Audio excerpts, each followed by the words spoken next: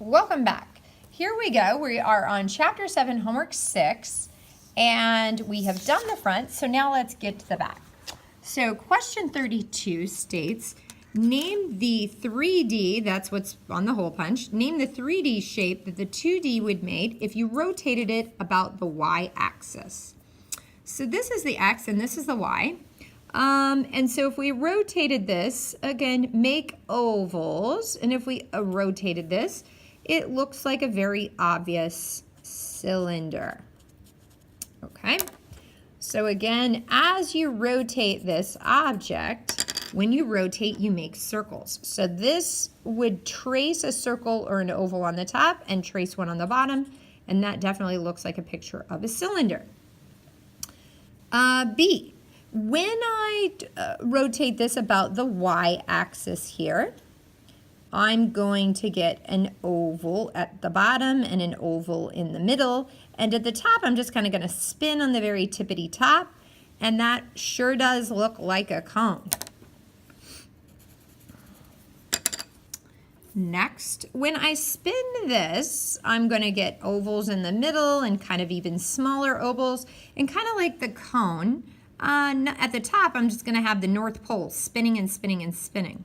But you should be starting to see what we call a sphere. When I spin a circle or a semicircle, that's called a semicircle. Okay. And so now, instead of spinning that looked pretty close to a square or a rectangle horizontally, and then this is still a rectangle. So I'm going to get an oval at the top and an oval at the bottom and an oval in the middle, and this is just a taller cylinder, still a cylinder. It just happens to be taller than the last one. And that cylinder I've just made, it's the length of the rectangle turns into the radius of my cylinder. Pretty cool. Let's go on to 33. Now they want me to go backwards. So they're saying, what 2D shape did I spin? And what was the axis of rotation? So it appears as if the axis must have been here, and you must have had a rectangle. So it's kind of going backwards. If I had the rectangle here and I spun it, I'd have an oval at the top and an oval at the bottom. And if I had a rectangle here, I had an oval at the top and an oval at the bottom.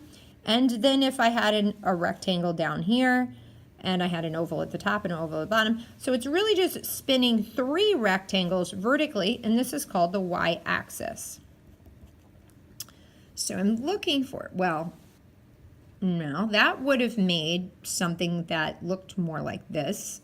This would be totally fine, but if you spun it, you would get a really weird looking shape. So now they're saying if I spin this shape, okay, that's pretty close to what I did. And again, if you spin something, you're going to get ovals. Ovals. Ovals. And boom, boom, boom. Boy, does that look like the same shape, only a little bit bigger. It looks like they blew up the shape. So the 3D shape I made from spinning that object was D.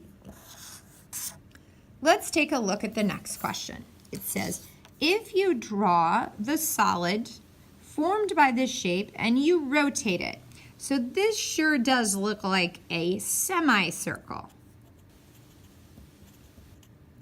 And this sure does look like another semicircle. And then it also looks like somebody took a rectangle. So these definitely look like semicircles. And I know when I spin semicircles, I get spheres. So this thing in the 3D world is going to look like a sphere. And I know when I spin rectangles, this thing's going to look like a cylinder. So it's going to look like a sphere glued on top of a cylinder, glued on top of a sphere.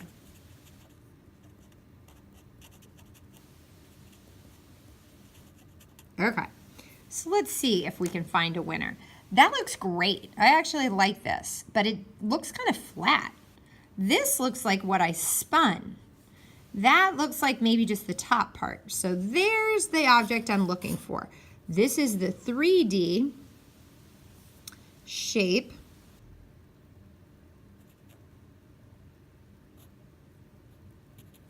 That's the three-dimensional shape that was formed by spinning this two-dimensional shape. Okay. Last but not least, this feels like the opposite of problem 33 we did a minute ago. If I spin this, if I spin a rectangle, I make ovals, and so I make a cylinder. If I spin this rectangle, I'm going to make even bigger ovals. And then if I spin a really big rectangle, I'm going to make even bigger ovals, and that will make cylinders. A small, a medium, and a large cylinder all stacked up. So looking for our shape, there it is. Make sure in this homework you practice drawing these shapes and writing out the names of these shapes to help make sure you have them memorized. That's what students struggle with, is they get to the test and they can't remember the names of the shapes, or they get the shapes confused. Thanks for joining us.